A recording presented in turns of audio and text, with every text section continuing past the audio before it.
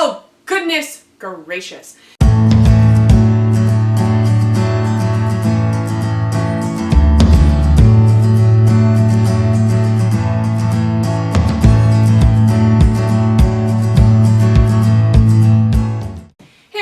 Episode of Coding with Kate, I wanted to do something a little bit different as far as the topic goes. And we won't be talking about coding, but I think this is an important topic to cover when we are discussing anything with healthcare. And the reason I think this is important is because this came up with my family just recently. And I realized that people didn't really understand it, which is interesting to me, but then again, I can't expect people to understand this topic because I deal with it on a daily basis in medical records. Now, what am I talking about? I am talking about power of attorney healthcare, so POA-HC. And let's start with the basics of what that is. What is power of attorney and what is power of attorney healthcare?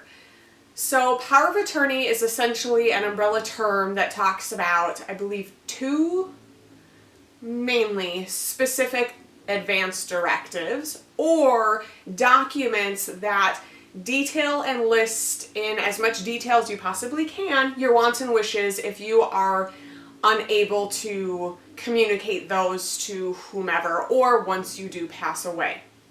Now, power of attorney healthcare deals with your healthcare. So what will happen to you if you are incapable of making decisions, so medical treatments, etc., or if you're at the point in medical treatment that you will be or possibly will be passing away. This document is there to define what it is you want to happen until the end of life.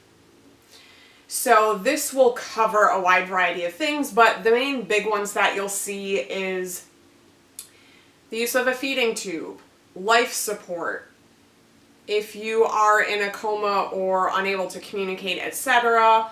Maybe you want your family around you. Maybe you want to be listening to music. Maybe you want to have the chaplain there or whatever. Like, it describes everything. Oh, goodness gracious. So this document describes everything you want to happen to you medically or not to happen to you medically if you are incapable of communicating that to your doctors.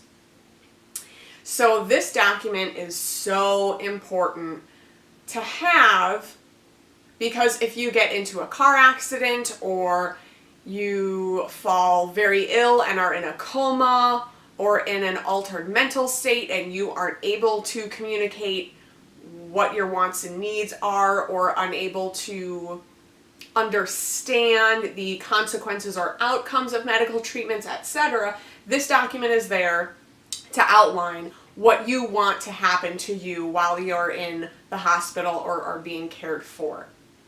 Now, the other power of attorney that we're not going to get into at all is the financial aspect. So this more or less deals with how your medical bills, etc., are going to be paid, and then also with your assets, etc. But we don't fully deal with that in the hospital, but it's just there. You can go online and you can look at that, but there is a financial one that describes what you want to happen for paying your medical bills, who has control of your money, etc., that sort of stuff. But we're going to focus on power of attorney healthcare. Now, with the power of attorney healthcare, for the rest of the video, I'm just going to call it power of attorney or POA. So with your POA, you can either use your state's power of attorney form, you can have your personal attorney write up a POA for you, etc. I'm not sure what the guidelines are as far as with an attorney if you need a notary republic to notarize it. I'm not entirely sure the specifics of that, but just know that to make a POA complete, meaning it is a legal document that can be acted upon, you will need your name, your birth date, your address. You also need to sign it, saying that yes, this is everything that I want, these are my wishes.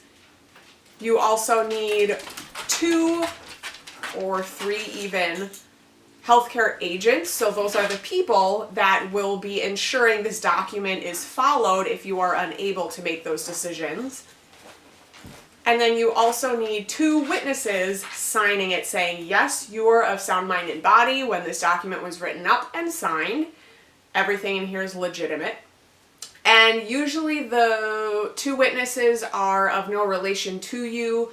They are usually social services employees, people like that have no connection to you, but they are just witnessing that this document is accurate and to your specifications and that you are the one that wrote it up and signed it. So you need those things for it to be a legal document. And in medical records, we need to ensure that every power of attorney that comes into our department, and specifically into our hospital, has all of those key points. And if not, we have to send it back to the patient to have them make it complete. And if they are no longer in the hospital because they have been discharged, etc., then we just scan it in as incomplete. So the next time they come in, every medical professional that sees that document will know this is not a complete document. We cannot follow this document until it is complete. It's very important that you have all of those key points to make it complete. Now, the thing that people, or at least my family, was confused about, and I had no idea, they didn't understand this, is that power of attorney document does not go into effect until 2 physicians, or 1 physician, 1 psychologist, deem you incapable of making decisions. At that point, the power of attorney becomes activated and active, and your healthcare agents are then able to act upon that document or making sure that everything in that document happened to you. If you are not deemed incapable, that power of attorney cannot be acted upon. It is inactive, it's waiting in the wings, it is on standby until you are deemed incapable of making decisions for yourself. Now, I really want to know what it looks like on the patient side when you are deemed incapable. Because at our hospital, we have our own kind of document that records the date and time of the power of attorney becoming activated and then deactivated. But I'm not sure if the family members are notified that they are deemed incapable of making decisions and the power of attorney is now activated, or if it's just the healthcare agents that are contacted, or are they not contacted at all, and I'm not entirely sure. But just know that when 2 physicians, or 1 physician, 1 psychologist, deem a patient incapable of making decisions for themselves, so they are in an altered mental state and are unable to understand the consequences and outcomes, or they are unable to communicate their wants and wishes as far as medical treatment goes, the person is in a coma or brain dead, that sort of thing, then they will say this person, this patient, is incapable of making decisions. If they have a power of attorney on file, they have that document on file, they are going to be deemed incapable and we are going to activate that power of attorney. So then they fill out that document, it gets put into the legal medical record.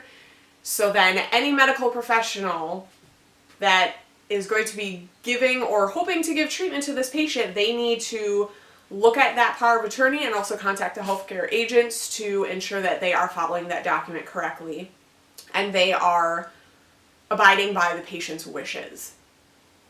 Now, if the person does not have a power of attorney, they still can legally be deemed incapable of making decisions. I'm just not entirely sure what the physicians and medical professionals do or what their guidelines are of what they can do as far as medical treatments go. I'm not entirely sure. Hopefully we can find out those answers, but the main thing to remember is if you have a family member that has a power of attorney document and you are listed as a healthcare agent, you are unable to act upon and follow the power of attorney document until 2 physicians or 1 physician, 1 psychologist have deemed the patient or your family member incapable of making decisions. And then it is up to you then to follow the key points, the wishes, etc. in that power of attorney document.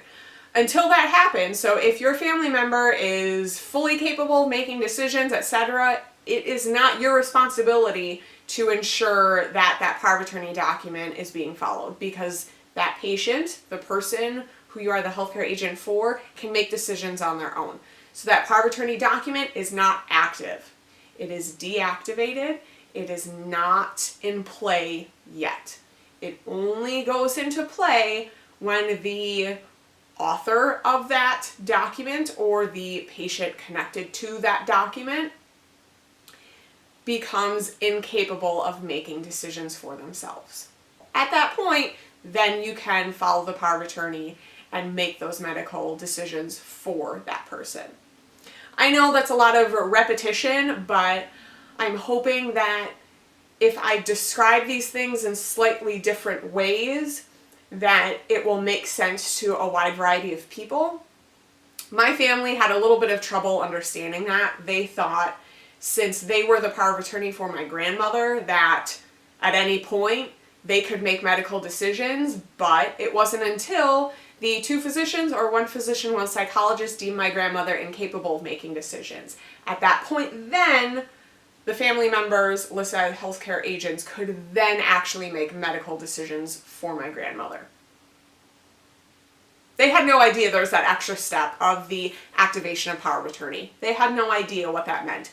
They thought the document, the power of attorney document, that it was being written, that they submitted it to the hospital, made it activated. They had no idea there was that extra step. And with my grandmother, my family members were already making medical decisions for her just because she was in and out of being lucid, etc. And she openly would tell my mother, you can make this decision, I don't really care. So I think that's why my family didn't entirely understand that the power of attorney can't be activated or be in play until the 2 physicians or 1 physician, 1 psychologist deemed my grandmother incapable. I have no idea. But that is what a power of attorney healthcare is and how it becomes activated. Now, there is a way of deactivating it. So if a patient is in a coma or an altered mental state or whatever, and then they come back to their baseline of being capable of making decisions and they come out of a coma, or they come back to a normal mental state and then they are able to make decisions, then the 2 physicians or 1 physician, 1 psychologist can deem them capable of making decisions, and they deactivate the power of attorney. At that point, the healthcare agents have no legal grounds to make medical decisions for that person. I think I covered the key points. If this still is a little bit confusing, let me know, and I will try to find a metaphor or another way of explaining it. But hopefully I did a fairly good job at explaining what a power of attorney healthcare is and activating it, etc. Hopefully that makes sense. But the key thing to remember is the power of attorney is just a document that describes your wants and wishes if you are unable to make decisions about your medical care. So it is there, waiting in the wings, just in case something terrible does happen to you and you are unable to make those decisions. So you have outlined what you want to happen, and you have listed 2 to even 3 people that can ensure that your wants and wishes are met. That's all that document is.